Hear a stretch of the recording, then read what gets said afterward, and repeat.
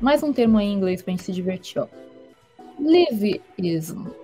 Conheça o fenômeno oculto que tem prejudicado o mundo do trabalho. O conceito chama atenção para a sobrecarga mental que afeta profissionais. Então veja, a sobrecarga afeta o profissional, mas o mercado de trabalho é prejudicado. Por que não é o contrário, né? Por que a sobrecarga não prejudica o profissional e o mundo do trabalho é afetado? Escolha de palavras. Vamos ler, né? Impossível tirar 30 dias de férias. Estou de férias, mas faz de conta que ninguém me viu aqui. Estou super triste, talvez até seja depressão. Mas se eu me afastar nesse momento, pode não pegar bem. Você já viu ou viveu situações como essas? O termo Leaveism surgiu em 2013, descrito pelo pesquisador Dr. Ian Haskett, da Universidade de Manchester. O fenômeno descreve o comportamento dos funcionários ao usar o seu banco de horas, férias, feriados e dias de descanso quando estão doentes demais para irem trabalhar.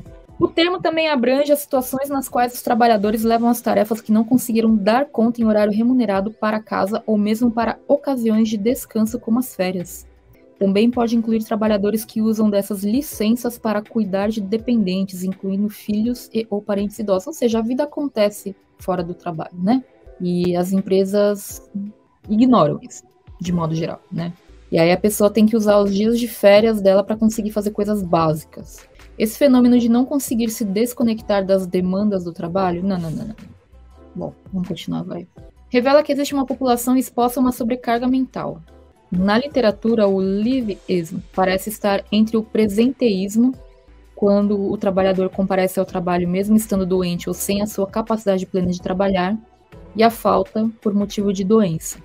Da mesma forma como outros fenômenos que têm emergido no mundo corporativo, como a grande renúncia e o desistir silenciosamente, o comportamento que caracteriza o leaveism exige uma reflexão mais aprofundada, tanto das organizações quanto dos trabalhadores, para que as suas razões sejam conhecidas, tanto dos empresários, né? Eu acho que é importante, porque quando a gente fala trabalhadores, a gente está se referindo a indivíduos, mas quando a gente fala em organizações, fica uma coisa abstrata, parecendo que são os grandes prédios ali que estão decidindo, conversando entre eles, quando são os empresários.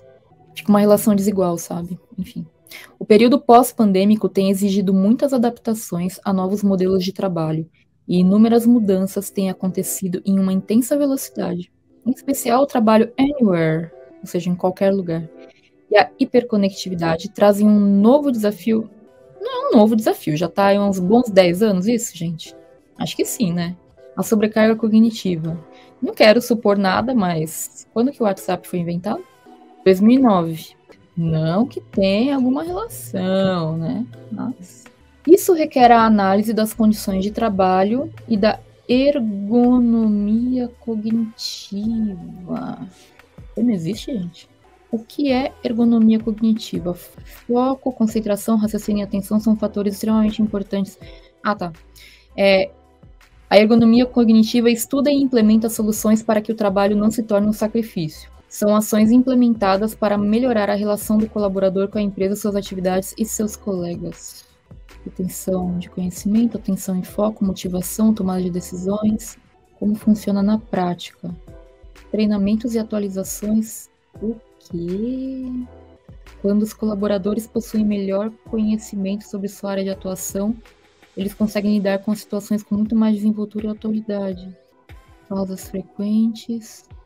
Maluco, eu achei, quando eu vi esse termo aqui, que ergonomia cognitiva fosse implementação de uma série de iniciativas, talvez pelo RH da empresa, pela empresa em si, para que o trabalhador tenha as suas necessidades básicas atendidas para fazer aquele trabalho.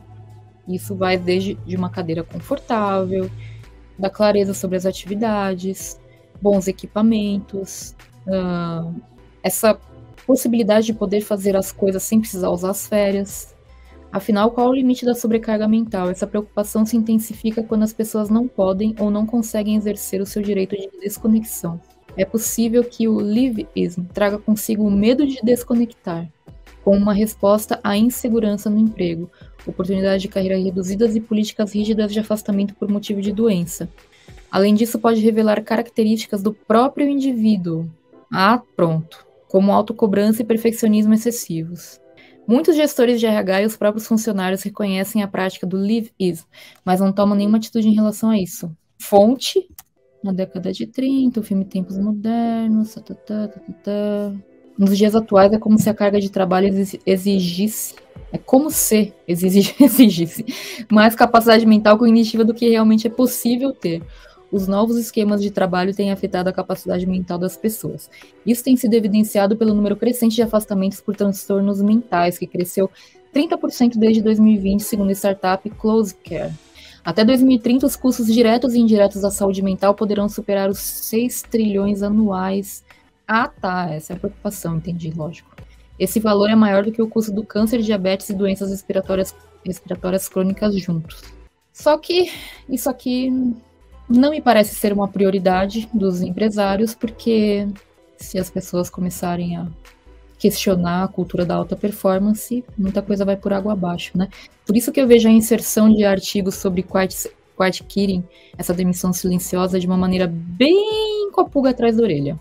Porque eu acho que é para inserir aí na pauta, sabe, das pessoas no dia a dia, essa coisa de, se você fizer só o que é necessário, você pode ser mandado embora. Ou seja, você tem que ter alta performance sempre, né? Eu tô falando aqui sobre o que a gente já tá cansado de saber, né? Intensificação do ritmo, jornadas extenuantes, Conclusão da... Não é conclusão, grande para... não, tá acabando já. Superar esses desafios exigirá que os gestores de RH e os funcionários reflitam sobre o que está ocorrendo. Os empresários, né? Porque também não adianta o gestor de RH ser o cara mais consciente do mundo se ele apresenta a proposta para a diretoria e a diretoria executiva fala que não. Então, vamos dar uma força aí para o RH também. As empresas precisam adotar ações de recursos humanos sustentáveis, implantando medidas e políticas para coibir práticas de trabalho insustentáveis do ponto de vista humano, como metas inatingíveis e expectativas de desempenho sobre-humanas. Ações simples, como a proibição do envio de e-mails e mensagens fora do horário de trabalho, que são geradores de ansiedade, também podem repercutir de forma positiva. É aquilo, né? Aquilo que deveria ser uma coisa básica. A gente tem que ficar falando e falando e falando. E eu venho aqui e falo todo dia sobre isso. Não tem uma frase, né, que mundo é esse que a gente tem que ficar discutindo o óbvio. Por outro lado, os indivíduos precisam refletir sobre as suas escolhas. Para, gente. Os indivíduos precisam refletir sobre as suas escolhas, limites e significado do trabalho em suas vidas. É preciso adotar estilos de vida mais saudáveis, estabelecendo bem as fronteiras entre o trabalho e a vida privada. Então, assim, é óbvio que essa crítica que eu estou fazendo ao movimento aí como um todo, não necessariamente à reportagem, mas ao movimento como um todo que a reportagem relata, não impede que nós façamos essa reflexão sobre escolhas, limites, etc. Mas nem todo mundo tem escolha. E não é adotando um estilo de vida mais saudável que eu vou conseguir fazer isso. Tem gente que simplesmente não tem escolha. Enfim, eles tiram palavras de uma caixinha num sorteio e criam esses termos, né? É isso aí, Luzia. E parece que a resposta está nesse próximo parágrafo que fala de insegurança no emprego, oportunidades reduzidas e a impossibilidade de se afastar em caso de doença. Incentivo, exatamente. Quando a gente fica trazendo essa lógica de empresas para os indivíduos, né? Você é uma empresa, você tem que se administrar, tem que fazer uma autogestão e tal. Toda empresa tem concorrência, né? Isso inevitavelmente faz com que você veja o outro ser humano como um concorrente, não como um parceiro, como uma pessoa que está ali para te apoiar nos seus projetos e vice-versa, né? A grande questão é que, mesmo estando com questões de saúde mental, e ainda que tendo acompanhamento, medicação, terapia, etc., o funcionário precisa continuar a trabalhar, exatamente. Exatamente, a turma do Gimo aqui, exatamente, gente. Eu penso que tanto o quiet quitting como o levianismo expõem como os trabalhadores estão cansados. Exatamente, são as formas que encontramos de continuar nos empregos, é isso, né? É isso. Enfim, gente, bela notícia aí para vocês. Para quem está chegando aqui na gravação, deixa o seu comentário.